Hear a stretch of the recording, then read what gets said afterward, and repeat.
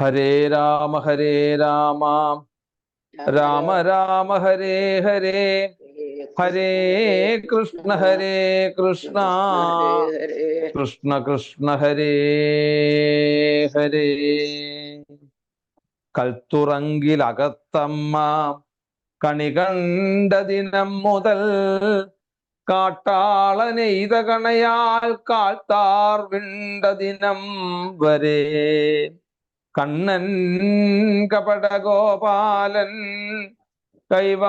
കൈവല്യാംബുഘനാഘനം ചെയ്ത കാര്യം സമസ്തവും ജഗന്മോഹനമോഹനം. സച്ചിദാനന്ദ സ്വരൂപമായിട്ടുള്ള കണ്ണന്റെ കഥകള് ചുരുക്കി പറഞ്ഞു കഴിഞ്ഞാല്, ഹേ ഗുരുനാഥ, ഏറ്റവും ആനന്ദം നൽകുന്നതായിട്ടുള്ള കണ്ണന്റെ ലീലകളെ ചുരുക്കിയാല് ഈ ജീവിതത്തിന്റെ തന്നെ മർമ്മമാണ് യഥാർത്ഥത്തില് ആ ഒരു കൃഷ്ണോഹം എന്നുള്ള ഒരു ഭക്തി എന്നുള്ളത്. നാരായണീയത്തിൽ നോക്കിയാൽ അറിയാൻ പറ്റും. സാന്ദ്രാനന്ദാവബോധാത്മകം, ആനന്ദം, ആദ്യവും ആനന്ദം, മധ്യത്തില് ആനന്ദ ഐതാവതാരേ. അവിടെ കൃഷ്ണാവതാരം പറയുമ്പോഴും അവിടെ ആനന്ദത്തെ കുറിച്ച് സൂചിപ്പിക്കുന്നു. അവസാനം പരമാനന്ദ സന്തോഹ ലക്ഷ്മി. ഇതുപോലെ തന്നെയാണ് ഭാഗവതത്തിലും. സത്യം പരം ധീമഹി എന്ന് ആദ്യം പറഞ്ഞിട്ടുണ്ടെങ്കിൽ പിന്നീട് ഇതാ അവിടെ മധ്യഭാഗത്തായിക്കൊണ്ട് പറയുന്നു സത്യം പരം ത്രിസത്യം സത്യസ്യ യോനിം നിഹിതം ച സത്യേ. അങ്ങനെയുള്ള ആ യഥാർത്ഥമായിട്ടുള്ള ഈശ്വരഭാവത്തെ വിസ്തരിക്കുന്നതായിട്ടുള്ള, അല്ലെങ്കിൽ ആദ്യ ഭാഗവും അവസാന ഭാഗവും ആ മധ്യത്തിലും നിറഞ്ഞു നിൽക്കുന്നതായിട്ടുള്ള സച്ചിദാനന്ദ സ്വരൂപത്തിന്റെ കഥകൾ ഇങ്ങനെ ചുരുക്കി പറയരുതേ ഹേ ഗുരുനാഥ. എല്ലാത്തിൻ്റെയും അടിസ്ഥാനം എന്നുള്ളത് ഭക്തിയാണ്. ഭക്തി എന്ന് പറഞ്ഞു കഴിഞ്ഞാൽ നമ്മളൊക്കെ ഇന്ന് ഓരോരോ രൂപഭാവങ്ങളൊക്കെ ഭക്തിക്ക് കൊടുത്തു. അതുകൊണ്ടാണ് ഭക്തിയെ നമുക്ക് തിരിച്ചറിയാൻ സാധിക്കാത്തത്. തിറഞ്ഞ സമർപ്പണ മനോഭാവത്തോടുകൂടി ആരാണോ സ്നേഹിക്കുന്നത് ആ സ്നേഹമാണ് ഭക്തി. 6 തരത്തിലുള്ള ഭക്തിയെ നമുക്ക് കാണാൻ സാധിക്കും.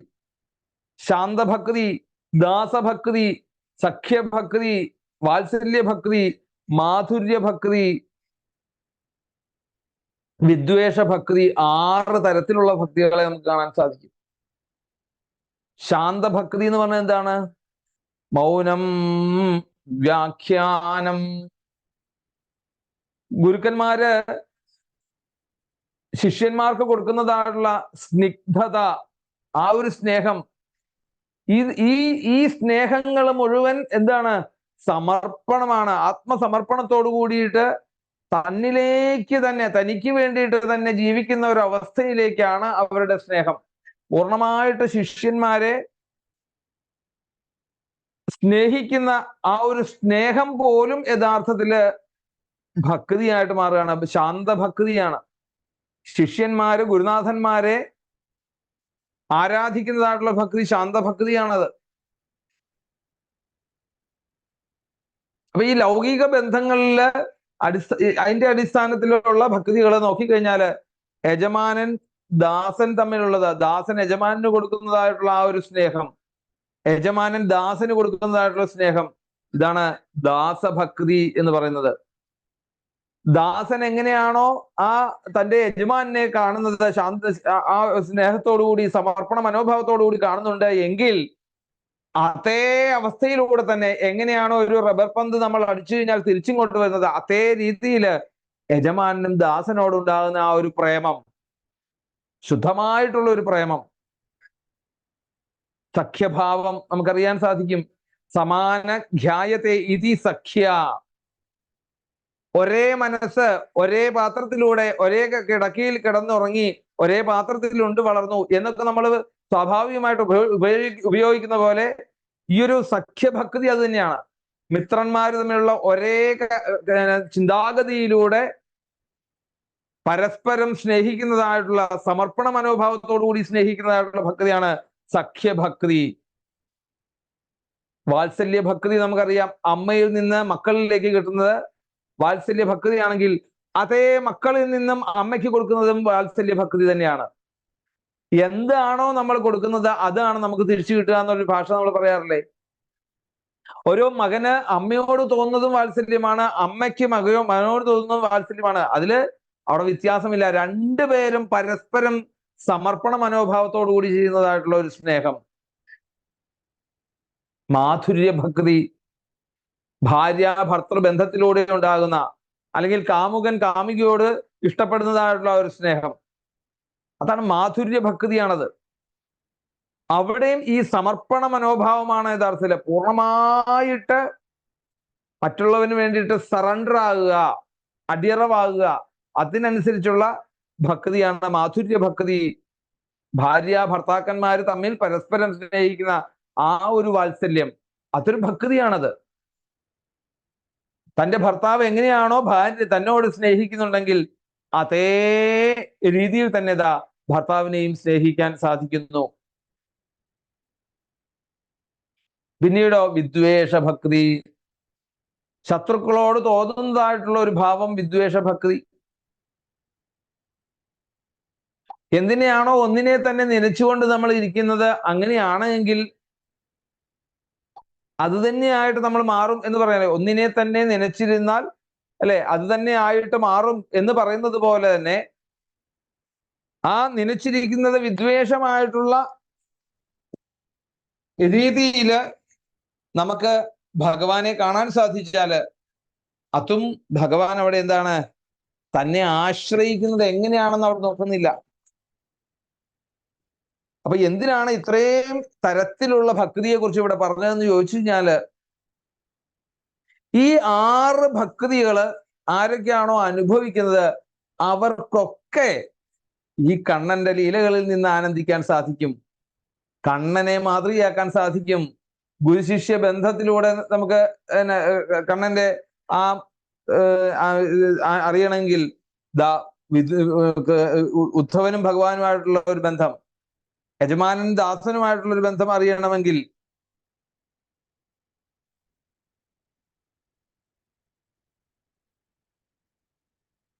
അങ്ങനെ സഖ്യഭാവം അറിയണമെങ്കിൽ സുദാമാവും ഭഗവാനും തമ്മിലുള്ള ബന്ധം, പിതാപുത്ര വാത്സല്യ ഭക്തി അറിയണമെങ്കിൽ നന്ദഗോപുരം ഭഗവാനും തമ്മിലുള്ള ബന്ധം, ഭാര്യ ഭർത്തൃ ബന്ധം അറിയണമെങ്കിൽ കാമുക ബന്ധം അറിയണമെങ്കിൽ ഗോപികള്, പിന്നെയോ ശത്രുക്കളോടുള്ള ബന്ധം അറിയണമെങ്കിൽ ധാരാളം ഭഗവാന് ഭക്തന്മാര്. ഏറ്റവും കൂടുതൽ ഭക്തന്മാർ ആരാ ഉള്ളത്? ഭഗവാന് ശത്രുക്കളാണ്. അപ്പം നമ്മളെയും കൃഷ്ണാവതാരത്തിലൂടെ നമ്മളെ പഠിപ്പിക്കുന്നത് അത് തന്നെയാണ്. നമ്മളുടെ ശത്രുക്കളെ മുഴുവൻ നമ്മളുടെ ബന്ധുക്കളാക്കിയിട്ട് മാറ്റുവാൻ വേണ്ടി നമുക്ക് സാധിക്കണം. അവരോടൊക്കെ ഭാവം ഭക്തിയാക്കൂ. അപ്പൊ ആ ഭക്തിയോടുകൂടി നമ്മൾ അവരെ നേരിടാൻ നമുക്ക് സാധിച്ചാല്, അല്ലെങ്കിൽ ഈശ്വരഭാവത്തിൽ ഈ ശത്രുക്കളുടെ ഒക്കെ ഉള്ളിൽ ആ ഭഗവാനെ ഒന്ന് കണ്ടു നോക്കൂ, ഭഗവാനോടൊന്ന് വിദ്വേഷം ചെയ്തു നോക്കൂ. അങ്ങനെയാണെങ്കിൽ ആ വിദ്വേഷ ഭക്തിയിലൂടെ തന്നെ ഭഗവാനിലേക്ക് എത്തിച്ചേരാൻ സാധിക്കും എന്ന് അവിടെ പറയാണ്. രാമാനുജാചാര്യർ എന്ന വലിയൊരു മഹാത്മാവ് ഈ കൃഷ്ണ അവതാരത്തെ കുറിച്ച്, അല്ലെങ്കിൽ ശ്രീകൃഷ്ണ പരമാത്മാവിനെ കുറിച്ചൊരു വ്യാഖ്യാനം കൊടുത്തു. അചിന്യ ദിവ്യാത്ഭുത നിത്യ നിരവധ്യ നിരതിശയ ഔജല്യ സൗഗന്ധ്യ സൗന്ദര്യ സൗകുമാര്യ ലാവണ്യ യൗവനാദി അനന്ത ഗുണഗണ നിധി പരിപൂർണാവതാരം. ഇങ്ങനെയുള്ള പരിപൂർണമായിട്ടുള്ള, ഇനി അതിനകത്തൊന്നും ചേർക്കാനില്ല, സൗന്ദര്യോത്തരതോപി സുന്ദരതരം, അല്ലെ, ഉത്തരോത്തരം സൗന്ദര്യ വസ്തുക്കൾ മുഴുവൻ കൂട്ടിൽ വെച്ച് കഴിഞ്ഞാൽ എന്താണോ സൗന്ദര്യം, ആ സൗന്ദര്യമാണ് കൃഷ്ണാവതാരം, കൃഷ്ണൻ എന്നുള്ളത്. ഈ കൃഷ്ണാവതാരം യഥാർത്ഥത്തിൽ നമ്മൾ ഈ 9 സ്കന്ധങ്ങളിലൂടെ വന്നിട്ടുണ്ടെങ്കിൽ ഓരോ സ്കന്ധങ്ങളിലും അല്ലെങ്കിൽ ഈ എല്ലാ സ്കന്ധങ്ങളിലും പ്രതിപാദിക്കുന്നതാണ് കൃഷ്ണസ്തു ഭഗവാൻ സ്വയം ഭഗവാൻ എല്ലാ കലകളോടും കൂടിയിട്ട് ദുഷ്ടനിഗ്രഹണം ചെയ്യുവാൻ വേണ്ടിയിട്ടും ശിഷ്ടന്മാരെ രക്ഷിക്കുവാൻ വേണ്ടിയിട്ടും ഭൂമിയുടെ ദുഃഖത്തെ ഇല്ലാണ്ടാക്കുവാൻ വേണ്ടിയിട്ട് ഭഗവാൻ ഇവിടെ അവതരിച്ചിരിക്കുന്നു. അങ്ങനെ 121 അധ്യായങ്ങളിലായിക്കൊണ്ട് ഇനി നമുക്ക് കൃഷ്ണ ചരിത്രത്തെ കാണാൻ സാധിക്കും. നവമസ്കന്ധത്തെ ആഖ്യാനിക്കുന്നതിനെ ശരിക്ക് അനുമോദിക്കുകയാണ് ആദ്യ ശ്ലോകത്തിൽ തന്നെ. അവിടെ എന്താണ്?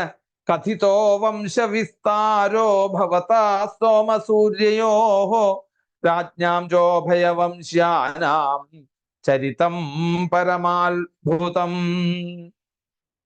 യഥാർത്ഥത്തില് നവമസ്കന്ധത്തിലെ 2 വംശങ്ങൾ പറയുമ്പോൾ ആദ്യം പറയുന്നത് എന്താണ്? സൂര്യവംശവും, രണ്ടാമത് പറയുന്നത് സോമവംശമാണ്. പക്ഷെ ഇവിടെ പറഞ്ഞു ആ ഭഗവാന്റെ ചന്ദ്രവംശത്തിൽ ജനിക്കുന്നതായിട്ടുള്ള ഭഗവാന്റെ അവതാരത്തിന്റെ മഹത്വത്തെ കേൾക്കാൻ വേണ്ടിയിട്ട് രാജാവ് പരീക്ഷിത്ത് പറയാണ്, സോമസൂര്യയോ. സോമവംശം പറഞ്ഞിട്ട് അവിടെ സൂര്യവംശം പറയുന്നു അവിടെ. അപ്പം നവമസ്കന്ധത്തിന്റെ പോലും അതിനെ പോലും ആ ഒരു പ്രത്യേകത കൊടുത്തുകൊണ്ടാണ് അവിടെ പറയുന്നത്. പിന്നെയോ ഈ ഒരു ദശമസ്കന്ധത്തിന്റെ ഏറ്റവും മഹത്തായിട്ടുള്ള കാര്യം ലക്ഷണം നിരോധമാണ്. നിരോധോസ്യാനുശയനമാത്മന നഹ ശക്തിഭിഹി. ഭാഗവതത്തിന്റെ നിർവചനം തന്നെ അതാണ്. എല്ലാ ശക്തികളോടെയും യോഗനിദ്രയിൽ കിടക്കുന്നതായിട്ടുള്ള ഭഗവാൻകലേക്കുള്ള ഒരു ലയനമാണ് യഥാർത്ഥത്തില് നിരോധം എന്നുള്ളത് പറയുന്നത്. യോഗ ചിത്തവൃത്തി നിരോധ സാഖ്യത്തിൽ പറയും. തന്റെ ഉള്ളിലുള്ള മനസ്സിന്റെ ഉള്ളിലുള്ള എല്ലാ മാലിന്യങ്ങളെയും മാറ്റിക്കൊണ്ട് ഭഗവാനിലേക്ക്, ആ യോഗനിദ്രയിലേക്ക് ലയിക്കാൻ നമുക്ക് സാധിക്കുന്നത് എപ്പോഴാണോ അതാണ് യഥാർത്ഥത്തിൽ മോക്ഷം എന്നുള്ള ഒരു അവസ്ഥ. അത് തന്നെയാണ് നമ്മളുടെ ഈ ഒരു ജീവിക്കുന്ന അവസ്ഥയിൽ തന്നെ നമ്മൾ ഇന്ന് ഭഗവാനോട് ചേർന്നിരിക്കുന്ന സമയത്ത് നമുക്ക് സമാധാനം ഉണ്ടാകുന്നു. ഭഗവാനിൽ നിന്ന് അകന്നു നിൽക്കുമ്പോൾ നമുക്ക് സമാധാനം ഇല്ലാണ്ട് ആകുന്നു. അപ്പൊ നമ്മൾ ആലോചിച്ചാൽ മതി നമ്മൾ എവിടെയായിരിക്കുന്നതെന്ന് ആലോചിച്ചാൽ മതി. നമുക്ക് ദുഃഖങ്ങളും പരാതിയും പരിവട്ടങ്ങളും ഇല്ലാത്ത ഒരു നിമിഷം നമുക്കില്ല. ശാന്തമായിട്ടോ നമ്മളുടെ മനസ്സിനെ നിയന്ത്രിച്ചുകൊണ്ട് നമുക്ക് ഇരിക്കാൻ ഒരു സമാധാനം കിട്ടുന്നില്ല. ദിനം പ്രതി നമ്മൾ എന്ത് ചെയ്യുന്നു? നാമഞ്ജങ്ങൾ ജപിക്കുന്നു, ഭാഗവതം വായിക്കുന്നു, നാരായണീയം വായിക്കുന്നു. എന്നാൽ പോലും നമുക്ക് ഒരു നേരം പോലും നമുക്ക് ശാന്തമായിട്ടുള്ളൊരു അനുഭവം ഉണ്ടാകുന്നില്ല. അപ്പൊ നമ്മൾ അവിടെ ഭഗവാന്റെ കൂടെയാണോ ഇരിക്കുന്നത്? ഭഗവാനിൽ നിന്നൊക്കെ ദൂരെ അകന്നാണോ ഇരിക്കുന്നത് നമ്മൾ ചിന്തിക്കുക. അപ്പൊ യഥാർത്ഥത്തിൽ ഈ ഒരു ലയമാണ് ദശമസ്കന്ധത്തിന്റെ ആധാരം എന്ന് പറയാണ്. നിത്യം, നൈമിത്തികം, ലയങ്ങൾ ഏതൊക്കെയാണ്? ആത്യന്തികം, പ്രാകൃതം, ഇങ്ങനെ 4 തരത്തിലുള്ള പ്രളയങ്ങളെ നമുക്ക് കാണിച്ചു തരുന്നു. അതായത് പ്രളയം എന്ന് പറഞ്ഞാൽ പ്രകർഷേണ ലയിക്കുക. ഇപ്പൊ സാമാന്യമായിട്ട് പറഞ്ഞാല് ഈ ഭഗവാനുമായിട്ടുള്ള ഒരു താതാത്മ്യം, അതിന് വരുന്ന തടസ്സങ്ങളെയൊക്കെ ഏത് വിധേനയും അവിടുന്ന് നിരോധിക്കുക. അതാണ് യഥാർത്ഥത്തിലെ ദശമസ്കന്ധത്തിന്റെ ലക്ഷണത്തിന്റെ താല്പര്യം. അതാണത്. ആ ഭഗവത് ഐക്യം നമുക്ക് ഉണ്ടാവണം. അതാണ് നമ്മുടെ ലക്ഷ്യം അവിടെ. അത് ദശമത്തിലൂടെ നമുക്ക് സാധിച്ചു തരുന്നു എന്ന് പറയാണ്. സന്താനഗോപാലം കഥയില് മനുഷ്യരായിട്ടുള്ള ബ്രാഹ്മണ കുട്ടികളൊക്കെ ഭഗവാന്റെ ആ വൈകുണ്ഠത്തിൽ കിടക്കുക, അനുശയനം ചെയ്യുക എന്നൊക്കെ പറയുന്നത് ചിന്തിക്കുമ്പം ഇതൊക്കെ നേടിയെടുക്കാൻ പറ്റുന്നതായിട്ടുള്ള ഒരു അവസ്ഥയാണ് യഥാർത്ഥത്തില്. വൈകുണ്ഠം എന്ന് പറഞ്ഞാൽ എന്താണ്? യാതൊരുവിധ കുണ്ഠതയും ഇല്ലാത്ത ഒരു ഇടം. ആ കുണ്ഠതയില്ലാത്ത ഒരു അവസ്ഥ എന്ന് പറഞ്ഞാൽ അത് നമ്മളുടെ ഉള്ളിൽ തന്നെയാണ് കിടക്കുന്നത്. ഈ കണ്ണൻ, ഈ കപട ഗോപാലൻ എന്നുള്ളത് മോഹനമായിക്കൊണ്ട് ഓടക്കുഴൽ വിളിച്ചുകൊണ്ട് എല്ലാവരെയും മാസ്മരികതയുടെ അത്യുച്ച കോടിയിലേക്ക് എത്തിക്കുന്നതായിട്ടുള്ള ഈ കണ്ണന്റെ കളികൾ മുഴുവൻ നമ്മളുടെ ഉള്ളിലാണ് ഇരിക്കുന്നത്. അതിനെ നമുക്ക് തപ്പിയെടുത്ത് അതിനെ നമുക്ക് കണ്ടെത്തുവാൻ വേണ്ടി നമുക്ക് സാധിക്കണം. അതിനെന്താ വേണ്ടത്? നിരതാം രോധഃ. നിരോധം എന്ന് പറഞ്ഞാൽ എന്താണ്? തടസ്സം. അപ്പൊ തടസ്സങ്ങളെ മുഴുവൻ നമ്മൾ എന്ത് ചെയ്യണം? അത് അതിശക്തിയായിട്ട് അതിനെയൊക്കെ തടയുക. ഇങ്ങനെ നമുക്ക് തടയുവാൻ വേണ്ടിയിട്ട് ഏറ്റവും വലിയ ഒരു ബലമുള്ള ഒരു ആയുധമാണ് യഥാർത്ഥത്തില് ദശമസ്കന്ധം എന്ന് പറയുന്നു, നിരോധം. യഥോ നിർവിഷയസ്യാസ്യ മനസ്സോ മുക്തിരിഷ്യത്തെ തസ്മാൽ നിർവിഷയം നിത്യം മനഃ കാര്യം മൂക്ഷുണാഹ നിരസ്ത വിഷയാസംഗം സംനിരുദ്ധം മനോഹൃതി യഥാ യാത്യുന്മനീഭാവം തഥാ തൽ പരമം പദം. വിഷയാസക്തിയൊക്കെ ഏത് പ്രകാരത്തിലും നമുക്ക് തടയുവാൻ വേണ്ടി സാധിക്കണം. നാരദ ഭക്തി സൂത്രത്തിലൊക്കെ നോക്കിയാൽ അറിയാൻ പറ്റും. സാന കാമയമാന നിരോധ രൂപത്വാൽ നിരോധസ്തു ലോക വേദപാരണ്യാഹ സഹ ഭക്തി എന്ന് അവിടെ പറയുന്നു നാരദ ഭക്തി സൂത്രത്തിൽ. ഈ ഭക്തി സിദ്ധിക്കണമെങ്കിൽ ലൗകികവും വൈദികവുമായിട്ടുള്ള കർമ്മങ്ങളിലൂടെ സിദ്ധിക്കുന്നതായിട്ടുള്ള ആ പ്രേയസിനെയും ശ്രേയസിനെയും ഒക്കെ ഉപേക്ഷിക്കണം. നമ്മൾ ഇന്ന് ഭൗതികമായിട്ടുള്ള ഒരു ജ്ഞാനത്തെ ഭൗതികമായിട്ടുള്ള ഒരു ജ്ഞാനം അല്ലെങ്കിൽ സമ്പത്ത്, അതിനെയും അതുപോലെ ആധ്യാത്മികമായിട്ടുള്ള ജ്ഞാനവും സമ്പത്തും ഇതൊക്കെ ഉപേക്ഷിക്കുമ്പോഴേ യഥാർത്ഥത്തിൽ നമുക്ക് ആ യഥാർത്ഥമായിട്ടുള്ള കൃഷ്ണനാകുന്ന സച്ചിദാനന്ദ കട്ടയെ നമുക്ക് അനുഭവിക്കാൻ സാധിക്കുകയുള്ളൂ. എന്നും എല്ലാ കർമ്മങ്ങളും നമുക്ക് യാതൊരുവിധ ഫലവും ഇല്ലാതെ, അതുകൊണ്ടാണ് ആധ്യാത്മികമായിട്ടുള്ള ജ്ഞാനം പോലും അതിന്റെ അറിവിനെ പോലും നമ്മൾ ബഹിഷ്കരിക്കുമ്പോഴാണ്, അതും കൂടെ നമ്മളിൽ നിന്ന് വിട്ടുപോകുമ്പോഴാണ് നമ്മൾ യഥാർത്ഥത്തിൽ നിഷ്കളങ്കമായിട്ടുള്ള അല്ലെങ്കിൽ യാതൊരുവിധ നിഷ്കപടമായിട്ടുള്ള യാതൊരുവിധ മാലിന്യങ്ങളും ഇല്ലാത്ത സച്ചിദാനന്ദ കട്ടയായിട്ട് നമ്മൾ മാറിപ്പോകുന്നത്. അപ്പോഴാണ് യഥാർത്ഥമായിട്ടുള്ള ആ ഒരു കൃഷ്ണാനുഭവം നമ്മുടെ ഉള്ളിൽ ഉണ്ടാകുന്നത്. അപ്പൊ യാതൊരുവിധ ഫലാപേക്ഷയും കൂടാതെ ഈശ്വരന് സമർപ്പണമായിക്കൊണ്ട് മാത്രം നമുക്ക് കർമ്മങ്ങളെ ചെയ്യാൻ സാധിക്കണം. ഈ ഒരു അനുഭൂതിയാണ് യഥാർത്ഥത്തില് ഭഗവാനിലേക്ക് നമ്മളെ എത്തിക്കുന്നത് എന്ന് പറയാണ്.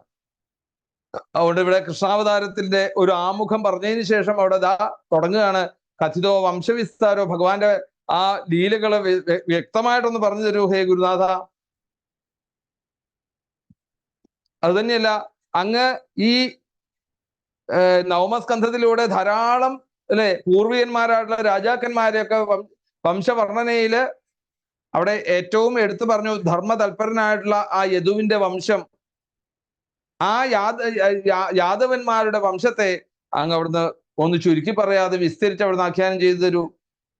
അത് ഭംഗിയായിട്ട് അങ്ങ് ഓരോന്നും വിസ്തരിച്ച് അങ്ങ് വന്ന് പറഞ്ഞു. അത് അവിടുന്ന് പുരൂരവസിന്റെ കഥകളിൽ നിന്ന് അങ്ങോട്ട് തുടങ്ങി യദു, തുർവസു അല്ലെ, അങ്ങനെയുള്ള ഓരോ വംശങ്ങളും പറഞ്ഞ് വിസ്തരിച്ച് അങ്ങ് പറഞ്ഞു. അപ്പൊ ആ വംശത്തില് അംശാവതാരം ചെയ്തതായിട്ടുള്ള ആ മഹാവിഷ്ണുവിന്റെ അത്ഭുത ചരിത്രങ്ങൾക്കൊക്കെ അങ്ങ് ഒരു സ്തുതി രൂപത്തിൽ അവിടെ ആഖ്യാനം ചെയ്തു തന്നു. ഈ യദുവംശത്തിലെ പൂർണ്ണാവതാരമായിട്ടുള്ള മഹാവിഷ്ണുവിന്റെ അത്ഭുത ചരിത്രങ്ങൾ അങ്ങ് ചുരുക്കി 2 ശ്ലോകത്തില്, അവസാനത്തെ 2 ശ്ലോകത്തില് അങ്ങ് ആ കൃഷ്ണന്റെ കഥകൾ അവിടെ നിന്ന് ചുരുക്കി. പോരാ, യഥോശ്ച ധർമ്മശീലസ്യ യത്നിതരാം മുനിസത്തമാ തത്രാംശേനാവതീർണസ്യ വിഷ്ണോർ വീര്യാണി ശംസന. ആ വിഷ്ണുവിന്റെ വീരകഥകള് അങ്ങ് ചുരുക്കി പറഞ്ഞത് അവിടുന്ന് ഒട്ടും ഇതായില്ല. അതുകൊണ്ട് അങ്ങ് വേഗം തന്നെ ആ ഭഗവാന്റെ കഥകൾ അങ്ങ് വിസ്തരിച്ച് പറയണം. എങ്ങനെയാണ്? അവതീര്യ യഥോർവംശേ ഭഗവാൻ ഭൂതഭാവന കൃതവാൻ യാനി വിശ്വാത്മാ താനിനോവത വിസ്തരാൽ. ഇവിടെ ഈ പ്രപഞ്ചത്തിന്റെ ജീവാത്മാവ് അതുപോലെ തന്നെ ജീവജാലങ്ങളുടെ ഒക്കെ സൃഷ്ടികർത്താവുമായിട്ടുള്ള ആ ഭഗവാൻ മഹാവിഷ്ണു വൈഷ്ണവരില് അവതരിച്ച് അല്ലെങ്കിൽ യദുവംശത്തില് അവതരിച്ചുകൊണ്ട് ചെയ്ത കർമ്മങ്ങൾ എന്തൊക്കെയാണ് എനിക്ക് പറഞ്ഞു തരൂ. കൃതവാൻ യാനി വിശ്വാത്മാ താനിനോ വധ വിസ്തരാൽ, വിസ്തരിച്ച് പറഞ്ഞു തരൂ അവിടുന്ന്. ഇനി ഇതെന്താണ് യഥാർത്ഥത്തിൽ ഭഗവത് കഥകളുടെ മഹാത്മ്യം? ഇത് വലിയൊരു ഔഷധമാണ്. നിവൃത്തദർശേരുപഗീയമാനാൽ ഭവൗഷധാൽ ശ്രോത്രമനോഭിരാമാൽ. അപ്പൊ യഥാർത്ഥത്തില് ഇന്ന് കലികാലത്ത് ജനങ്ങൾക്ക് ഈ തന്റെ തടസ്സങ്ങളെ മുഴുവൻ, രോധങ്ങളെ മുഴുവൻ നിതരം ചെയ്യണമെങ്കിൽ, നിരോധിക്കണമെങ്കിൽ ഒരു ഉത്തമ ഔഷധമായിട്ടുള്ള ഒന്നാണ് കൃഷ്ണാവതാരം, കൃഷ്ണന്റെ ലീലകള്. അപ്പം യഥാർത്ഥത്തിൽ ആ ആത്മാവിനെ ആശ്രയിച്ചുകൊണ്ടാണ് ഈ ലോകം പോലും നിലനിൽക്കുന്നത് എങ്കിൽ ലോക നന്മയ്ക്ക് ഇനി വേറെ എവിടെയെങ്കിലും പോകേണ്ട കാര്യമുണ്ടോ? ഇല്ല. ആ കണ്ണന്റെ കഥ ഉത്തമ ശ്ലോക ഗുണാനുവാദാൽ ഉമാൻ വിരഞ്ജേതവിനാ പശുഖ്നാൽ. ഇത് ആർക്കാ ഇത് കേൾക്കണ്ടെന്ന് തോന്നുക? ഒരൊറ്റ ആൾക്ക് മാത്രമേ ഉള്ളൂ. ആർക്കാണ്? നിഷ്കരുണം മൃഗങ്ങളുടെ ജീവനെ കണ്ട് ആ ജീവനിൽ പോലും യഥാർത്ഥത്തിൽ ഈശ്വരഭാവം കാണാതെ നിഷ്കരുണം നിഗ്രഹിക്കുന്നതായിട്ടുള്ള മൃഗങ്ങളെ നിഗ്രഹിക്കുന്ന, പശുക്കളെ നിഗ്രഹിക്കുന്ന അവരെ സംബന്ധിച്ചിടത്തോളം ചിലപ്പം ഇതൊന്ന് കേൾക്കാൻ താല്പര്യം അവർക്ക് ഉണ്ടായി എന്ന് വരില്ല. പക്ഷെ അല്ലാതെ ഏത് പുൽക്കൊടികൾക്കും ആനന്ദിക്കുവാൻ വേണ്ടി ഇഷ്ടപ്പെടുന്ന ഒരു കഥകളാണ് ഭഗവാന്റെ കഥകള്. പിതാമഹാമേ സമരേം വരഞ്ജയേർ ദേവവ്രതാദ്യാതിരഥൈസ്തിമിംഗലൈഹി. കാമനകളെല്ലാം പരിത്യജിച്ചവരാൽ അല്ലെ കീർത്തിക്കപ്പെടുന്നതായിട്ടുള്ള ഈ സംസാരമാകുന്ന രോഗത്തിന്റെ ഒരു സിദ്ധ ഔഷധമാണ് യഥാർത്ഥത്തില് ഭഗവത് കഥകള്. അതുകൊണ്ട് അത് അങ്ങ് വിസ്തരിച്ച് പറയുക. ഇനി അത് തന്നെയല്ല, എൻ്റെ പിതാമഹന്മാരായിട്ടുള്ള പാണ്ഡവന്മാരെ ഒരു വത്സപദം സ്മൃപ്ലവ, അതായത് ഒരു പശുക്കുട്ടി എങ്ങനെയാണോ മണ്ണിൽ കാല് കുത്തി കഴിഞ്ഞാൽ ആ മണ്ണിൽ പതിയുന്നതായിട്ടുള്ള ഒരു കുഴി എത്രയാണോ, ഈ കുഴിയുടെ ലാഘവത്തില് കൗരവന്മാരുടെ സൈന്യ സാഗരമാകുന്ന വലിയ സാഗരത്തെ നിശേഷം ഈ വത്സക്കുട്ടിയുടെ കാൽപ്പാട് വീണതായിട്ടുള്ള ഒരു കുളമ്പ് പോലെ കുളമ്പടിയിലെ വെള്ളം എന്നുള്ള രീതിയിൽ അവിടുന്ന് ആ ജയിപ്പിച്ചതായിട്ടുള്ള ആ ഭഗവാന്റെ കഥകള്. ഭീഷ്മദ്രോണ തടാജയദ്രഥചലാഗാന്ധാര നീലോത്പല ശല്യഗ്രാഹവതി കൃപേണ വഹനീ കർണേന വേലാകുല. അപ്പൊ അങ്ങനെയുള്ള ഈ കൗരവ സൈന്യ സാഗരങ്ങളെയൊക്കെ കൈവർത്തക കേശവ, എൻ്റെ മുത്തച്ഛന്മാരെ രക്ഷിച്ചതായിട്ടുള്ള ആ കണ്ണന്റെ കഥകള് അങ്ങ് വിസ്തരിച്ച് പറഞ്ഞു വരൂ. ഇനി അത് തന്നെയല്ല, അമ്മയുടെ വയറ്റിൽ കിടക്കുന്ന സമയത്ത് ലൗണ്യസ്ത്ര വിപ്ലുഷ്ടമിതം മതംഗം, ആ ബ്രഹ്മാസ്ത്രം കൊണ്ട് തൻ്റെ ഭ്രൂണത്തെ നശിപ്പിക്കുവാൻ വേണ്ടി വരുന്നതായിട്ടുള്ള ആ ചുട്ടുപഴുത്തതായിട്ടുള്ള അഗ്നിഗോളങ്ങളെ കണ്ടുകൊണ്ട് പേടിച്ചുകൊണ്ട് അമ്മ കരഞ്ഞത് വേറെ ആരെയും നോക്കിയിട്ടല്ല, ഭർത്താവിനെ കൊണ്ട് കരഞ്ഞുകൊണ്ടോ ബന്ധുക്കളെ വിളിച്ചല്ല കരഞ്ഞത്. പിന്നെന്താണ്? അവിടെ പാഹി പാഹി മഹായോഗിൻ അല്ലെ, ആ ഭഗവാനെ വിളിച്ച് കരഞ്ഞതോടുകൂടി മൃത്യു പരസ്പരം, മൃത്യുവിൽ നിന്ന് ജയിപ്പിക്കുവാൻ വേണ്ടി വേറെ ആർക്കും സാധിക്കുകയില്ല, അത് ആ കണ്ണന് മാത്രമേ സാധിക്കുള്ളൂ. അങ്ങനെയുള്ള ആ കണ്ണന്റെ എന്നെ രക്ഷിച്ച് ഇന്ന് അങ്ങയുടെ മുമ്പിൽ ഇരുന്നു കൊണ്ട് കാതോർത്തുകൊണ്ട് കേൾക്കുവാൻ, ശാസ്ത്രങ്ങളെ പഠിക്കുവാൻ വേണ്ടി അങ്ങയുടെ മുമ്പിൽ ഇരിക്കുന്ന എൻ്റെ അമ്മ പ്രാർത്ഥിച്ച സമയത്ത് എന്നെ ആ കൗമോദി എന്നുള്ള ഗത കൊണ്ട് പ്രദക്ഷിണം ചെയ്തുകൊണ്ട് എന്നെ രക്ഷിച്ചതായിട്ടുള്ള, എന്നെ ഗർഭശ്രീമാനാക്കിയതായിട്ടുള്ള ആ കണ്ണന്റെ കഥ അങ്ങ് വിസ്തരിച്ച് പറയൂ. വീര്യാണിതസ്യാഖില ദേഹഭാജാം, എല്ലാവരുടെയും ഉള്ളിൽ അന്തര്യാമിയായിക്കൊണ്ട് വായു രൂപേണയും പുറമേ കാലരൂപത്തിലും കൂടെ വർത്തിക്കുന്നതായിട്ടുള്ള ആ കണ്ണന്റെ കഥ അവിടുന്ന് വിസ്തരിച്ച് അങ്ങ് പറഞ്ഞു തരൂ. അതുകൊണ്ട് അർഹത പോലെ ആ മോക്ഷവും ബന്ധവും ഒക്കെ നൽകുന്നതായിട്ടുള്ള ഭഗവാന്റെ ലീലകള് ആഖ്യാനം ചെയ്യുവാൻ ഏറ്റവും വിദ്വാനായിട്ടുള്ള ആളാണ് ഹേ ശിവബ്രഹ്മർഷി അങ്ങ്. അതുകൊണ്ട് മായാ മനുഷ്യസ്യവദസ്വ വിദ്വൻ, ആ മായാമാണവകോ ഹരി എന്ന് വിശേഷിപ്പിക്കുന്നതായിട്ടുള്ള മായാമനുഷ്യന്റെ മായാവിലാസങ്ങള് അവിടുന്ന് ഒന്ന് വിസ്തരിച്ച് പറഞ്ഞു തരണം. മത്തപരതരം നാന്യൽ കിഞ്ചിത് അസ്തി ധനഞ്ജയ മൈ സർവമിതം ബ്രോതം സൂത്രേ മണിഗണായിവ. എങ്ങനെയാണോ ഒരു മാല കോർക്കുമ്പോൾ അവിടെ വിവിധ തരത്തിലുള്ള ആ പൂക്കള് അതിലേക്ക് ചേരുമ്പോൾ വലിയൊരു മാലയായിട്ട് മാറുന്നത്, അതുപോലെ ഓതം പ്രോതം എന്ന് പറയുന്നത് ഊടും പാവും എന്ന് പറയുന്നത് പോലെ തന്നെ ഒരു വസ്ത്രത്തിന്റെ ആ വസ്ത്രവും ഈശ്വരനാണ്, വസ്ത്രത്തിലുള്ള ഓരോ നൂലുകളും ഈശ്വരനാണ് എന്ന് പറയുകയാണ്. അപ്പൊ അങ്ങനെയുള്ള ആ കണ്ണന്റെ കഥകള് അങ്ങ് എന്തായാലും പറയാതിരിക്കരുതേ. രോഹിണ്യാസ്തനയ പ്രോക്തോ രാമ സംഘർഷണസ്ത്വയ ദേവക്യാഗർഭസംബന്ധ കുതോ ദേഹാന്തരം വിനാ. രോഹിണിയുടെ പുത്രനായിട്ടാണല്ലോ അവിടെ ബലരാമസ്വാമി അവിടെ പറയുന്നത്. എന്നാൽ ദേവകിയില് ജനിപ്പിച്ചവരിൽ ഈ സംഘർഷണൻ അല്ലെങ്കിൽ ബലരാമൻ ഉൾപ്പെടുന്നു എന്ന് അവിടെ പറയുന്നു. അപ്പൊ അങ്ങനെയാണെങ്കിൽ ബലരാമൻ ഇങ്ങനെ രണ്ട് അമ്മമാരുമായിട്ടുള്ള ഈ ഒരു ശരീരബന്ധം എങ്ങനെ ഉണ്ടായി? അവിടുന്ന് വിസ്തരിച്ച് പറയൂ. കസ്മാൻ മുകുന്ദോ ഭഗവാൻ വിദുർഗേഹാൽ വ്രജം ഗതാകുവാസം ജ്ഞാതിഭിസാർത്ഥം കൃതവാൻ സത്വദമ്പതി. അവിടെ സ്ഥാനമായിട്ടുള്ള മധുരയിൽ നിന്ന് ഭഗവാൻ ഗോകുലത്തിലേക്ക് ആനയിക്കപ്പെടുവാൻ വേണ്ടിയിട്ട് സംഗതികൾ എന്താണ്? പോകാൻ വേണ്ടിയുള്ള കാരണങ്ങൾ എന്താണ്? തന്റെ സ്വന്തക്കാരോടൊപ്പം ആ ശ്രീകൃഷ്ണൻ എവിടെയാണ് കഴിഞ്ഞിരുന്നത്? ഗോകുലത്തിലും മധുരയിലും അതുപോലെ തന്നെ താമസിക്കവേ എന്തെല്ലാം കാര്യങ്ങൾ അവിടെ ചെയ്തു? അമ്മയുടെ സഹോദരനാകെയായിട്ടുള്ള അമ്മാവനായിട്ടുള്ള കംസനെ വധിച്ചത് എന്തിനാണ്? അവിടെ ദേഹം മാനുഷം ആശ്രിത്യ ഭ്രാതരം ജാവധീർ കംസം മാതുരധാതതിരിഹണം. അപ്പം അതിന് അമ്മയുടെ ആങ്ങള എന്ന് പറയുമ്പോൾ, അമ്മാവൻ എന്ന് പറയുമ്പം ഏറ്റവും പ്രിയപ്പെട്ടതായിട്ടുള്ള അമ്മാവനെ ഇതിനാണ് നിഗ്രഹിച്ചത്. അത് ചെയ്യരുതാത്ത കാര്യമല്ലേ അത്? ദേഹം മാനുഷമാശ്രിത്യ കതിപുരുഷാണ് കൃഷ്ണഭേദുപുര്യാം സഖാവാത്സ്യൽ പത്നിയക്കത്യഭവൻ പ്രഭോഹോ.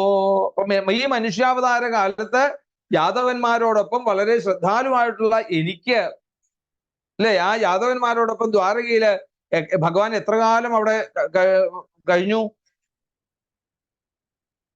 ആ ഭഗവാന് പത്നിമാരാരൊക്കെയായിരുന്നു? അതെല്ലാം കേൾക്കുവാൻ വേണ്ട ഏത് അന്യച്ച സർവം മേ മുന്നേ കൃഷ്ണവിചേഷ്ടിതം വക്തും അർവസ്യ സർവസ്യ ശ്രദ്ധാന വിസ്തൃതം. ഹേ ഗുരുനാഥ, അതെല്ലാം കേൾക്കാൻ വേണ്ടതാ കാതോർത്ത് ശ്രദ്ധിച്ച് ഞാൻ ഇരിക്കുന്നു. അതുകൊണ്ട് അത് അങ്ങ് വർണ്ണിച്ചു തരണേ. അങ്ങയുടെ ആ മുഖത്ത് നിന്ന് വരുന്നതായിട്ടുള്ള നൈഷാദി ദുസ്സഹാക്ഷുന്മാം ത്യക്തോതം അഭിബാധകം പിബന്ധം ത്വന്മുഖാംബോജച്യുതം ഹരികഥാമൃതം.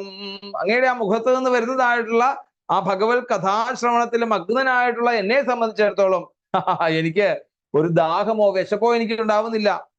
കാരണം എന്താണ്? അങ്ങയുടെ മുഖത്തിൽ നിന്നും ഉണ്ടാകുന്ന ശ്രീകൃഷ്ണ അമൃത ചരിതങ്ങള് അവിടെ എന്നെ ഒരു വിശപ്പിനോ ഒരു ദാഹത്തെയോ എന്നെ അറിയിക്കുന്നില്ല എന്നവിടെ പറയുന്നു. സൂതൻ പറഞ്ഞു, ഏവം നിശമ്യ ഭൃഗുനന്ദന സാധുവാദം വയ്യാസഹിസ ഭഗവാനഥ വിഷ്ണുരാധം പ്രത്യേകിച്ച് കൃഷ്ണചരിതം കരികൽമശഗ്നം വ്യാഹർത്തും ആരഭത ഭാഗവത പ്രധാന. സജ്ജനങ്ങളെ സംബന്ധിച്ചിടത്തോളം ഇങ്ങനെ സമ്മതമായിട്ടുള്ള ഇത്തരം നല്ല ചോദ്യങ്ങള്, അല്ലെ, ഗുരുനാഥന്മാര് ആഗ്രഹിക്കുകയാണ് ഭഗവത് കഥകള് ഒന്ന് പറഞ്ഞു തരൂ അല്ലെ എന്ന് ചോദിക്കുമ്പോൾ ആ ഗുരുനാഥന്മാർക്ക് ഉണ്ടാകുന്നതായിട്ടുള്ള ഒരു ആനന്ദം പരീക്ഷത്തിനെ അവിടുന്ന് അഭിനന്ദിക്കുകയാണ് യഥാർത്ഥത്തില്. പരീക്ഷത്തെ പ്രത്യക്ഷ കൃഷ്ണചരിതം കലികൽമശഗ്നം വ്യാഹർത്തുമാരഭത ഭാഗവത പ്രധാന. ഭൃഗുനന്ദനായിട്ടുള്ള ഭൃഗു ഗോത്രജനായിട്ടുള്ള ശൗനക അവിടെ ആ പരീക്ഷിത്ത് മഹാരാജാവിനെ അഭിനന്ദിച്ചുകൊണ്ട് പറഞ്ഞു കൊടുക്കുവാൻ തയ്യാറായി. അവിടെ ശ്രീ ശുബ്രഹ്മണ്യൻ എന്താണ് പറഞ്ഞത്? സമ്യക് വ്യവസ്ഥിതോ ബുദ്ധിസ്തവ രാജർഷി സത്തമ വാസുദേവ കഥായാം യജ്ഞാത നൈഷ്ഠികീരതി. അല്ലയോ രാജർഷികളിൽ അല്ലെ ശ്രേഷ്ഠനായിട്ടുള്ള പരീക്ഷിത്തെ, അങ്ങ് ഈ വാസുദേവന്റെ കഥകളില് ഉറച്ച താല്പര്യം അങ്ങയുടെ നൈഷ്ഠികീരതി. അത് തൻ്റെ ഉള്ളിലുള്ള നിഷ്ഠ കൊണ്ട് വന്നതാവാം, ഇനിയോ നൈസർഗികമായിട്ടുള്ള സൽ ബുദ്ധിയുടെ പ്രഭാവമാണത്. അതുകൊണ്ട് വാസുദേവന കഥനെ പറ്റിയൊക്കെ അങ്ങ് ചോദിച്ചു കഴിഞ്ഞാല് അത് വക്താരം വൃക്ഷകം ശ്രോതും തൽപാദ സലിലം യഥാ. ആരാണോ കൃഷ്ണകഥകൾ പറയുവാൻ വേണ്ടിയിട്ട് ചോദിക്കുന്നത്, ആരാണോ ഇത് കേൾക്കുന്നത്, ആരാണോ ഇത് പറയുന്നത്, ഇങ്ങനെ മൂന്ന് രീതിയിലെ വക്താരം പ്രക്ഷകം ശ്രോതും തൽപാദ സലിലം യഥാ. അപ്പം ചോദ്യകർത്താവ്, വക്താവ്, ശ്രോതാവ് എന്നീ മൂന്നിനത്തിൽപ്പെട്ടവരെയും ആ ഭഗവത് പാദ തീർത്ഥമായിട്ടുള്ള ആ ഗംഗാജലം പോലെ ഭാഗവത കഥാ സുധാ ഗംഗ, ആ ഗംഗയിൽ കുളിപ്പിച്ച് സ്നാനം ചെയ്ത് തീർത്ഥീകരിക്കുവാൻ വേണ്ടിയിട്ട് കാരണമാവുമെങ്കിൽ എൻ്റെ എത്രയോ വലിയൊരു ഭാഗ്യമാണ് പരീക്ഷത്തെ അങ്ങനോട് ഈ കഥ പറയുവാൻ വേണ്ടി പറഞ്ഞപ്പോൾ. ഭൂമിർദൃപ്ത നിർഭവ്യാജ ദൈത്യാനി ഇകശതായുതൈഹി. അഹങ്കാരികളുടെ ആ ദുഷ്ട രാജാക്കന്മാരുടെ രൂപത്തിൽ വന്ന് പിറന്നതായിട്ടുള്ള അനേകായിരം അസുരന്മാരുടെ പീഡനങ്ങളെ ഏറ്റുകൊണ്ട് ഇന്ന് ഭൂമി വല്ലാണ്ട് വേദനിക്കുന്നു.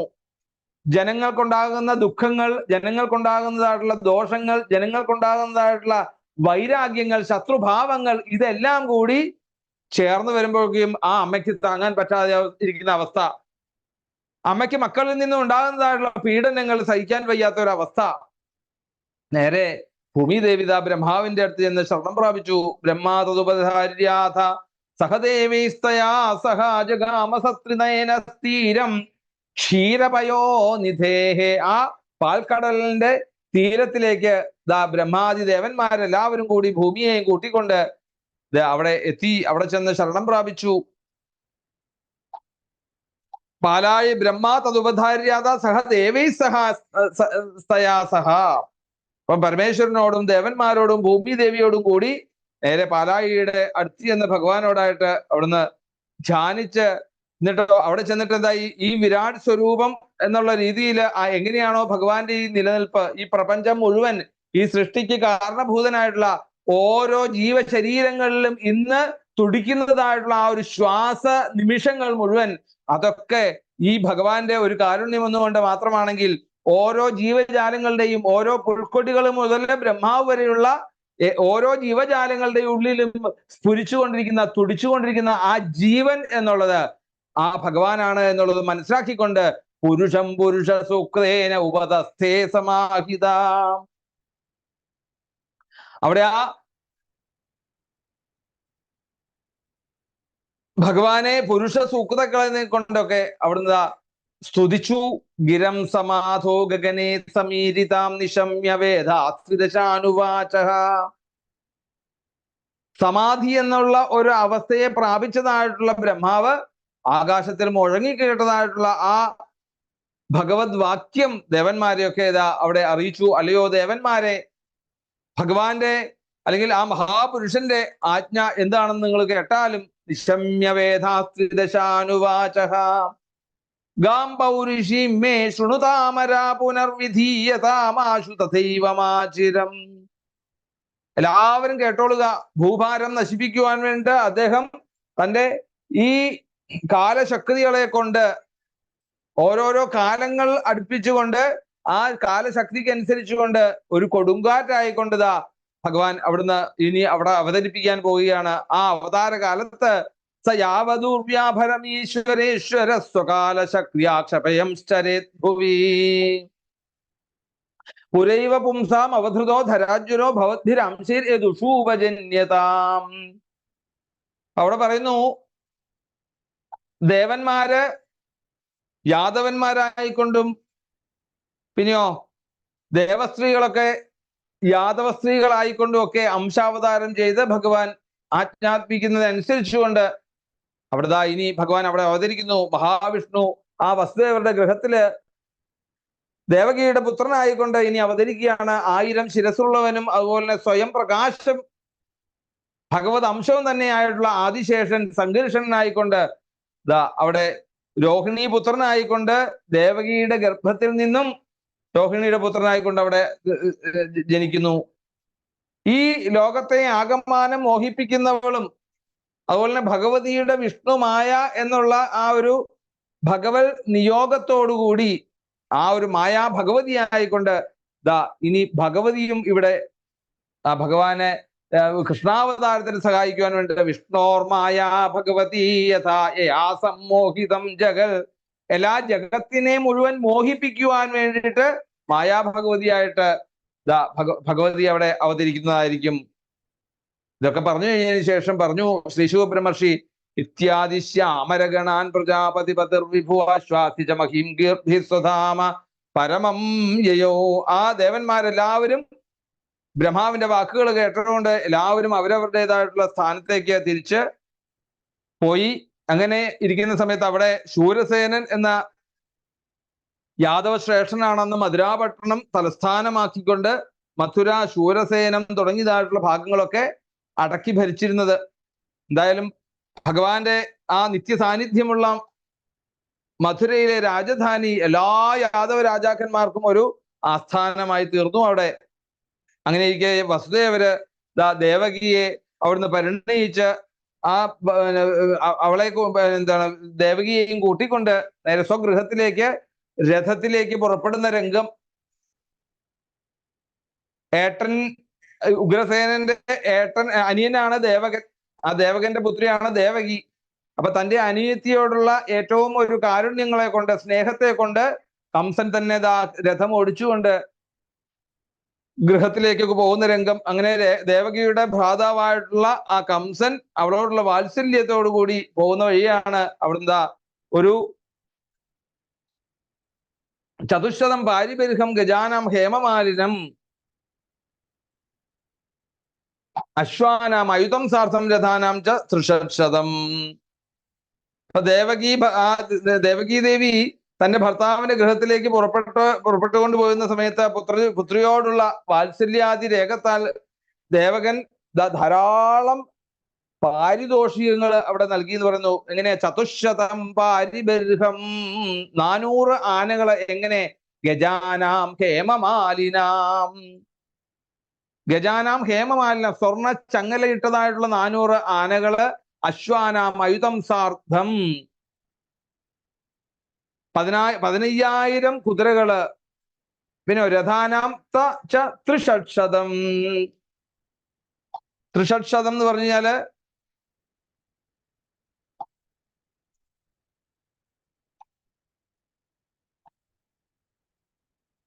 1800 രഥങ്ങള്. പിന്നെ ദാസീനാം സുകുമാരീനാം ദ്വേഷതേസം അലങ്കൃതേ, അല്ലെ, ദാസിമാര്, സുന്ദരികളായിട്ടുള്ളവര്. ഇങ്ങനെ ധാരാളം ഒരു പാരിതോഷങ്ങളായിട്ട് മേളവാദ്യങ്ങളോട് കൂടിയിട്ടുള്ള ഒരു വേഷഭൂഷാദികൾ അണിഞ്ഞുകൊണ്ട് 200 ദാസിമാര് ഇങ്ങനെ ആ വധുവിനെ ചുറ്റുമായിക്കൊണ്ട് പോകുന്നു. ഇങ്ങനെ വധൂവരന്മാര് യാത്ര പുറപ്പെടുന്ന സമയത്തോ ശംഖതുര്യ മൃദംഗാശ്ച നേതുർദുന്ദുഭയസമം പ്രയാണ പ്രക്രമേ താവത് പരവധ്വോ സുമംഗളം. രഥം അവിടെ ആ വഴിമധ്യ ശംഖം, പെരുമ്പറ, മൃദംഗം, ദുന്ദുഭി തുടങ്ങിയതായിട്ടുള്ള ആ മംഗളവാദ്യ ഘോഷങ്ങള് ഉണ്ടായി. അങ്ങനെ ആ ഘോഷയാത്ര അങ്ങോട്ട് നീങ്ങുന്നതിനനുസരിച്ചാണ് അവിടുന്ന് പതിപ്രഗ്രഹിണം കംസം ആഭാഷ്യാഹ അശരീരവാ, ഒരു അശരീരി ഉണ്ടായി എന്നാണ്. എന്താണ്? അസ്യാസ്ത്വാം അഷ്ടമോ ഗർഭോ ഹന്തായാം വഹസേ ബുധ.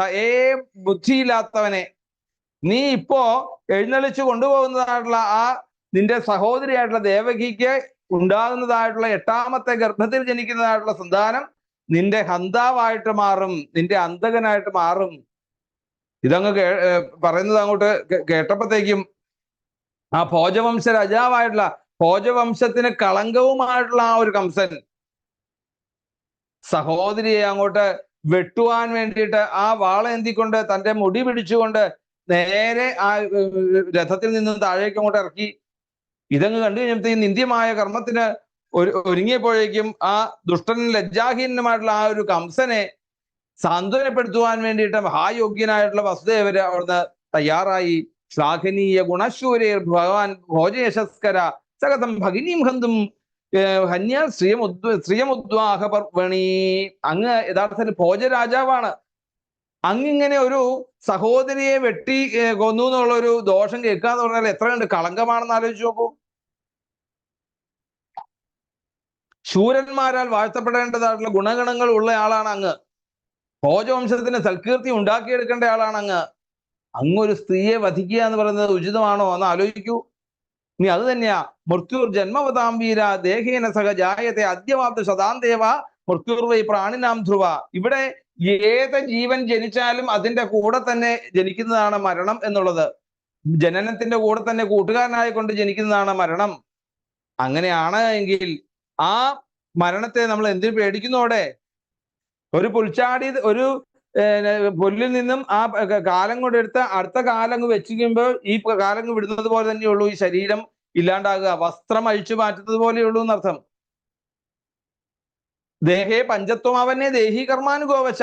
ഈ നമ്മളുടെ ഉള്ളിലുള്ള ഈ ശരീരമല്ല, നമ്മള് വേദാന്തങ്ങൾ പറഞ്ഞു ശരീരം നശിക്കുമ്പം അത് അതിൻ്റെതായിട്ടുള്ള പഞ്ചഭൂതങ്ങൾ മുഴുവൻ അതിനോട് ആയിട്ട് ചേർന്ന് പോകുന്നോടെ വ്രജം ദുഷ്ട യഥൈവേഗേന ഗച്ഛതി യഥാർത്ഥ ജളുകൈവം. അതുകൊണ്ട് അങ്ങ് ഇതിലൊന്നും പേടിക്കുകയല്ല വേണ്ടത്.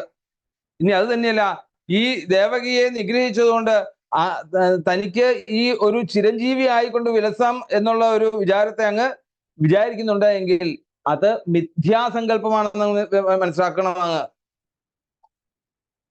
ആ അവിവേകത്തെ അങ്ങ് വ്യക്തമായിട്ട് മനസ്സിലാക്കുകയാണ് വേണ്ടത് എന്നുള്ള രീതിയിലൊക്കെ അവിടെ പറഞ്ഞ് മനസ്സിലാക്കുവാൻ ശ്രമിച്ചു അവിടെ വസുദേവര്. എന്നിട്ട് പറഞ്ഞു, യഥോ യഥോ ധാവതി ദൈവചോദിതം മനോവികാരാത്മകമാ പഞ്ചസു ഗുണേഷുമായ രജിതേഷു ദേഹ്യസൗ പ്രപദ്യമാനസഹതേന ജായത്തെ. ഈ മനസ്സ് എന്നുള്ളത് യഥാർത്ഥത്തിൽ ഒരു വികാര സ്വരൂപമാണത്. കർമ്മത്തിന്റെ ഗതി പോലെ ആ മനസ്സ് പഞ്ചഭൂതാത്മകമായിട്ടുള്ള അനേകം ശരീരങ്ങളെ സ്വീകരിക്കുന്ന രീതിയാണ്, ഒരു വ്യാപരിക്കുകയാണത്. അതിലിങ്ങനെ ഈ ശരീരം അവിടെ കൈക്കൊള്ളുന്നു. അതുകൊണ്ട് മനസ്സെപ്പോഴും ചഞ്ചലമാണത്. അപ്പൊ കർമ്മത്തിനൊത്ത് ഈശ്വരന്റെ മായ അതിനെ പഞ്ചഭൂതാത്മകമായിട്ടുള്ള അനേകം ശരീരങ്ങളിലേക്ക് വ്യാപരിക്കുന്നു. അപ്പൊ ഈ മനസ്സിനൊത്ത ശരീരം സ്വീകരിക്കുന്നതാണ് യഥാർത്ഥത്തില് അങ്ങനെയുള്ളവരാണ് ശരിക്കും മനുഷ്യര് എന്ന് പറയാണ്.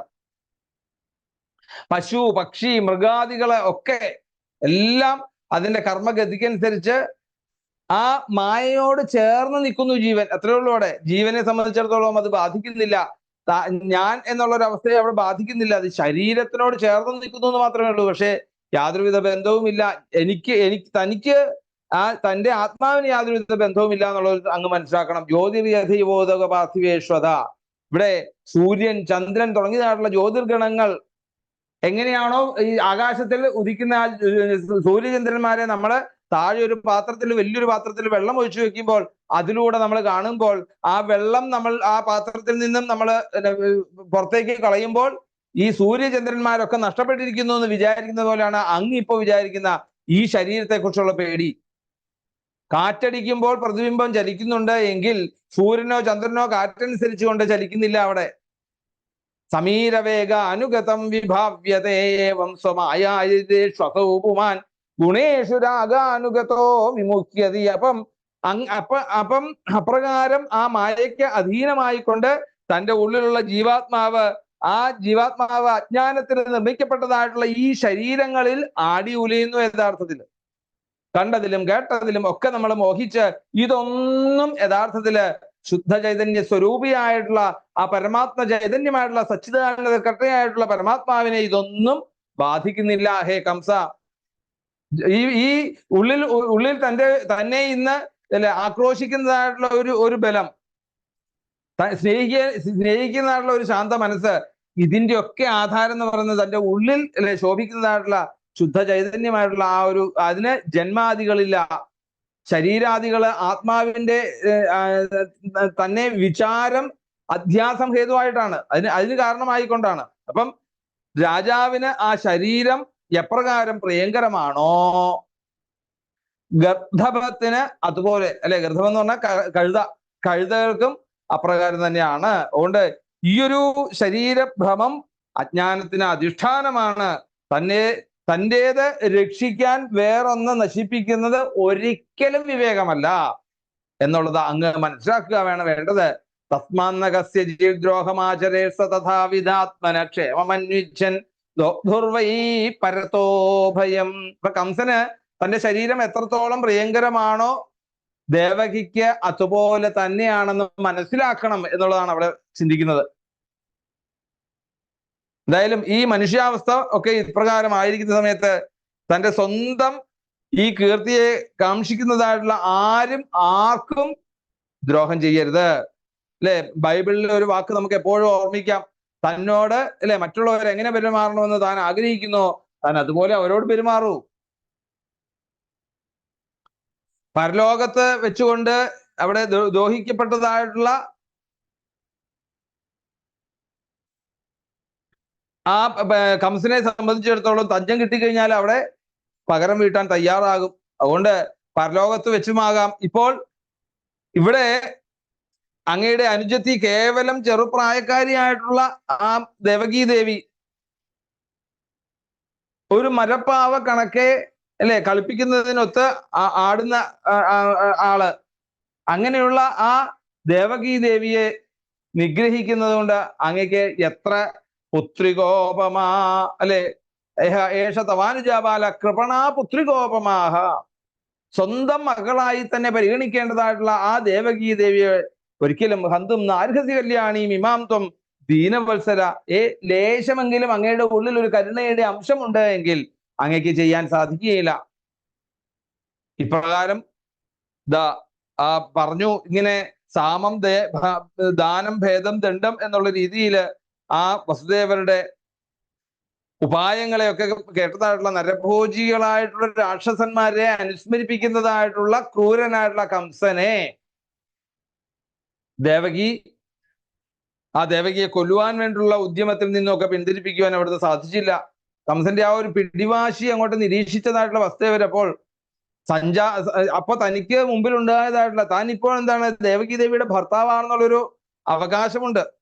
അത് വെച്ച് ആ ദേവിയെ രക്ഷിക്കുക എന്നുള്ളത് തന്റെ ധർമ്മമാണ് അവിടെ, അല്ലെ? അങ്ങനെ നോക്കുമ്പോ അതിനെ എങ്ങനെ തരണം ചെയ്യാമെന്ന് അവിടുന്ന് ചിന്തിക്കുകയാണ്. അപ്പം വിവേകികളെ ഈ ഒരു സമയത്ത് മുഴുവൻ ബുദ്ധിശക്തിയും അവിടുന്ന് പ്രയോജനപ്പെടുത്തിക്കൊണ്ട് ആ നിവാരണ മാർഗങ്ങളെയൊക്കെ അവിടുന്ന് തരണം ചെയ്യാൻ സാധിക്കണം. അതിനുവേണ്ടി എന്ത് ചെയ്തു?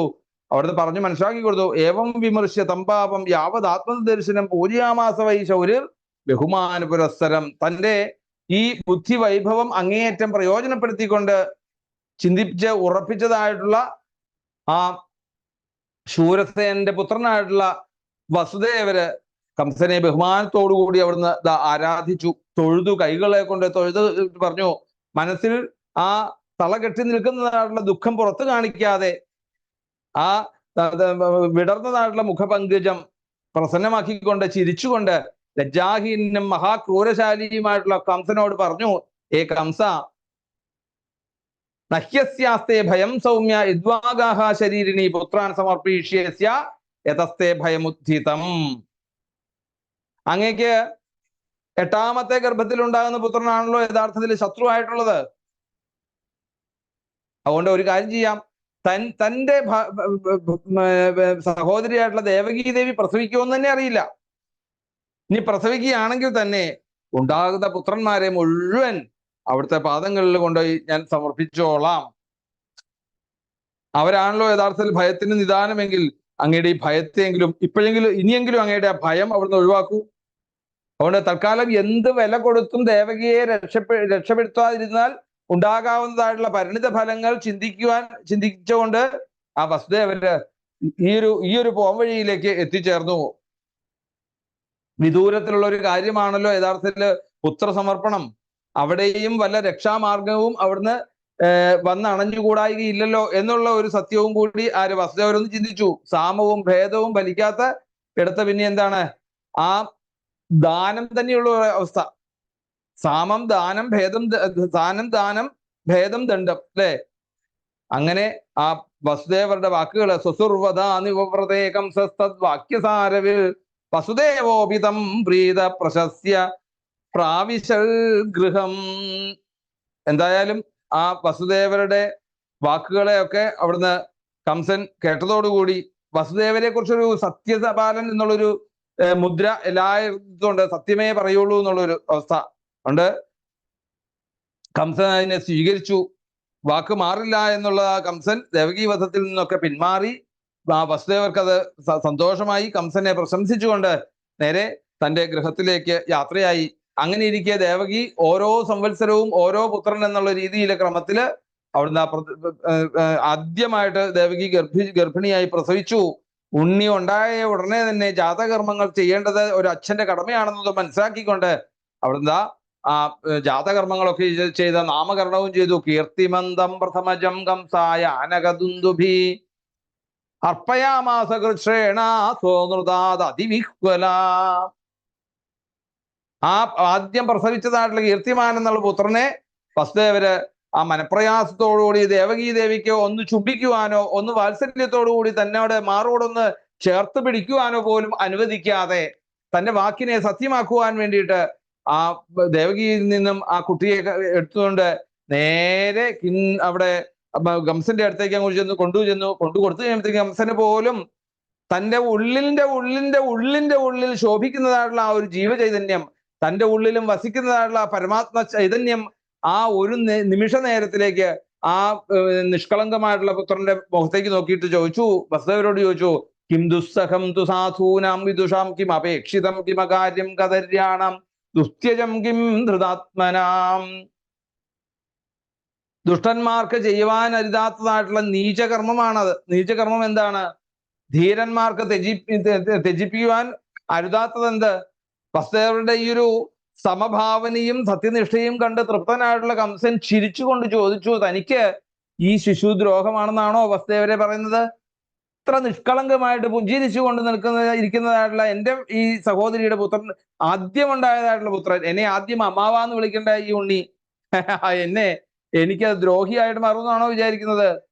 അതുകൊണ്ട് അങ്ങ് ഒരു കാര്യം ചെയ്യുക, 8ാമത്തെ ഗർഭത്തിൽ ഉണ്ടാവുന്നതാണ് തന്റെ ശത്രുവാണെന്ന് പറഞ്ഞുകൊണ്ട് ആ ബാലനെ ഇതാ മടക്കി കൊടുക്കുവാൻ വേണ്ടി തീരുമാനിച്ച്, അതുകൊണ്ട് എന്നാൽ ദൃഷ്ട്വാ സമത്വം സച്ചൗരേഹേ സത്യേ ജൈവ വ്യവസ്ഥിതിം കംസസ്തുഷ്ടമനാരാജൻ പ്രഹസന്നിതമബ്രവീൽ.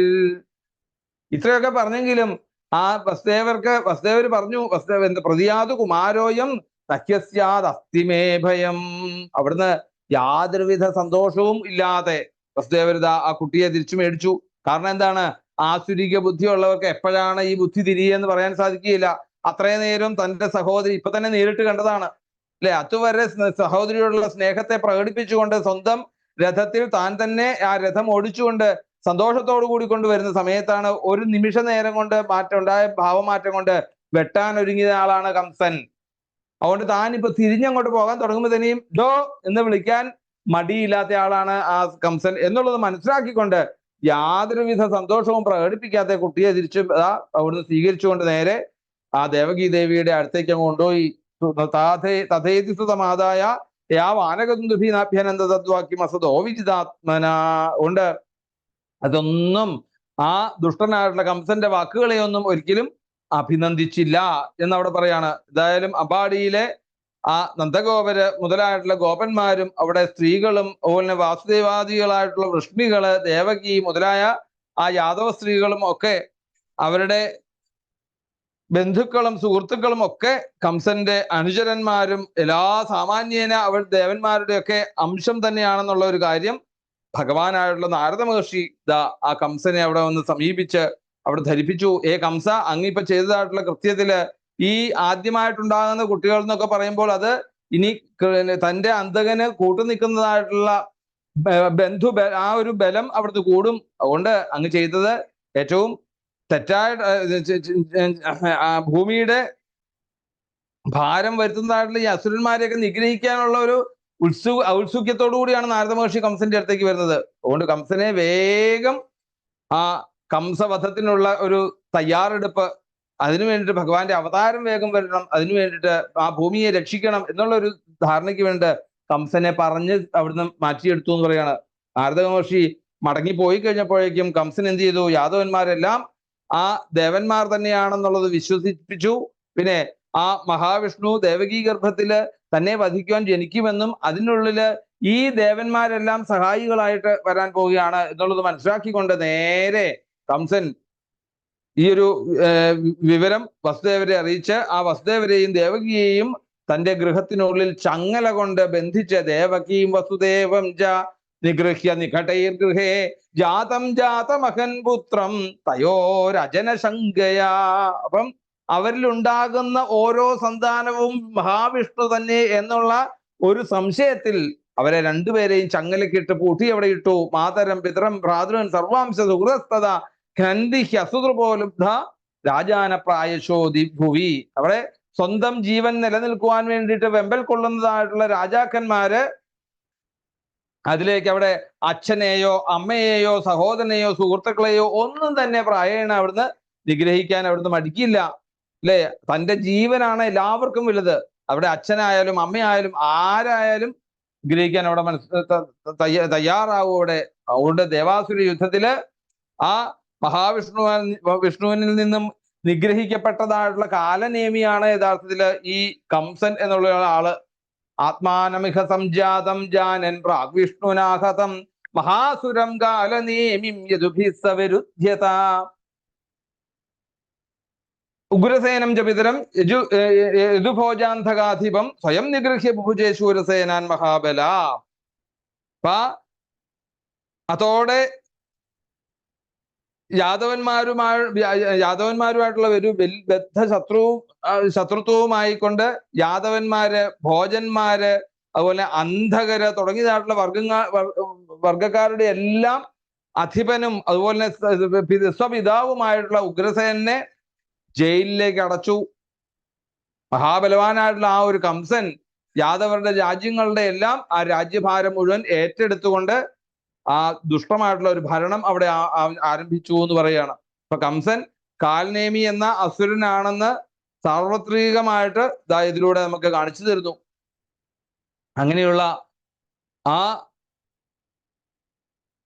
കംസൻ പിന്നീട് ഓരോരോ കുട്ടികള് ഉണ്ടാകുമ്പോഴും അതിനെയൊക്കെ നിഗ്രഹിക്കുകയും ഏഴാമതുണ്ടാകുന്നതായിട്ടുള്ള ആ ഒരു ഗർഭത്തെ രോഹിണി ഗർഭത്തിലേക്കൊക്കെ മാറ്റുന്നതൊക്കെ ഇനി അടുത്ത അധ്യായത്തിൽ നമുക്ക് കാണാൻ സാധിക്കും. അപ്പോ ഇവിടെ പറഞ്ഞു നിർത്തുന്നത് എന്താണ്? അവസാനം ഉഗ്രസേനം ച വിദുരം യദുഭോജാന്ധകാദീപം സ്വയം നിഗൃഹ്യ ബുഭുജേ ശൂരസേനാൻ മഹാബല. സ്വന്തം അച്ഛനെ പോലും നിഷ്കരണം ആ കാരാഗ്രഹത്തിൽ അടച്ചുകൊണ്ട് ദുഷ്ടമായിട്ടുള്ള ഒരു ഭരണം കംസൻ ആരംഭിച്ചു എന്ന് പറഞ്ഞുകൊണ്ടാണ് അവിടെ നിർത്തിയത്. നമുക്കും ആ ആദ്യത്തെ ദശമസ്കന്ധത്തിന്റെ ആദ്യത്തെ അധ്യായം പാരായണത്തിലേക്ക് നമുക്ക് പ്രവേശിക്കാം. ഗോവിന്ദനാമ സങ്കീർത്തനം. ഗോവിന്ദ ഗോ